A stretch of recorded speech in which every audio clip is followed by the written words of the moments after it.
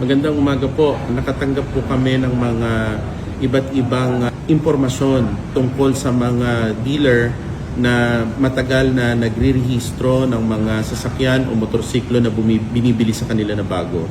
Nais ko lang pong linawin na ayon po sa batas at rules ng LTO na ang pagre-rehistro po, pag kayo po ay bumili ng bagong sasakyan o bagong motorsiklo, hulugan man o cash yan ay 7 days. Kailangan matapos nila yung pagpoproseso ng mga papeles. Meron na yung rehistro, plaka, at ipapadala yan sa mga kliyente. Usually, hanggang ma-receive ng kliyente 11 days. Kaya kung meron naman po na nagsasabing dealer na may problema ang system, kaya hindi nila maproseso, ay yun po ay malaking kasinungalingan.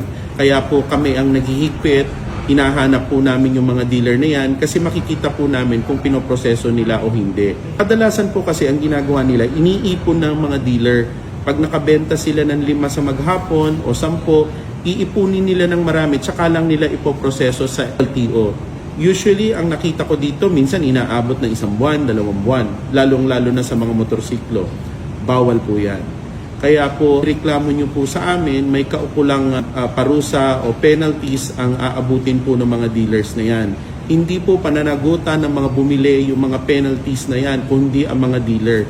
Hindi po dapat pinahihirapan yung taong bayan, lalong-lalo na yung mga binili at pinaghirapan nilang perang pinambili nila sa mga sasakyan na yan. Ulit-ulit nga pong pinaalala ni Pangulong Bongbong Marcos at ni Secretary Giovanni Lopez na huwag pahirapan yung mga tao at practice silang alalayan at makuha nila ng tama sa panahon ang mga papeles at plaka nila.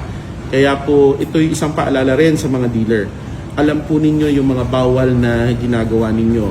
Kapag kami po ay naka-receive ng mga reklamo ng mga dealer na gumagawa po niyan, ay masosyokos yan at delikado pong mapasarado namin yung mga dealership na yan. Yun naman pong mga kababayan po natin na may mga reklamo tungkol dito, meron po kaming page kung saan tinatanggap po namin yung mga reports o yung mga sumbong, yung i-report mo kay LTO Chief. Pag-report po kayo doon, ipadala po ninyo yung sales invoice ninyo o yung katunayan na pinagbilihan ninyo doon sa kasa o doon sa showroom. Hulugan man po o cash, kailangan po tapos po yan ng 7 days. 11 days nasa sa inyo.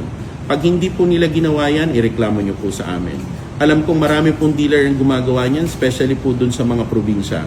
Kaya yun po yung maling practice na hindi na dapat ginagawa. Padala niyo po ang reklamo ninyo, sumulat lang po kayo ng complaint, picturean ninyo, tapos ilakip ninyo yung resibo na pinagbilhan nyo ng sasakyan o motorsiklo, ipadala niyo po dun sa i-report mo kay LTO Chief para po ma-actionan po namin kaagad.